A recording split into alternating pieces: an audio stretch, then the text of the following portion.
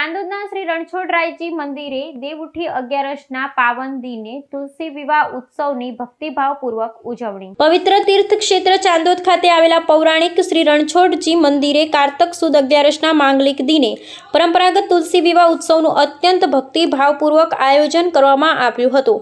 દેવઉઠી એકાદશી તારીખ 2 નવેમ્બરના રોજ શ્રી રણછોડરાય સેવક મંડળ દ્વારા આયોજિત આ ઉત્સવમાં નિજ મંદિરે મંગળા આરતી પછી ભગવાનને પાલખીમાં બિરાજમાન કરી ઢોલ શરણાઈ અને વાજિંત્રોના સથવારે નગરના મુખ્ય માર્ગ પર શોભાયાત્રા કાઢવામાં આવી હતી। દિવસભર નગરના શ્રદ્ધાળુઓના નિવાસસ્થાને ભગવાનનું આગમન થયું હતું। રાત્રિના સમયે ધામધૂમથી ભગવાનની જાન લઈ લગ્ન મંડપમાં પધરામણી કરવામાં આવી હતી। આ અવસરે ભક્તજનો દ્વારા ભક્તિ સંગીતના તાલે નૃત્ય અને ગાનની રમઝટ બોલાવવામાં આવી હતી।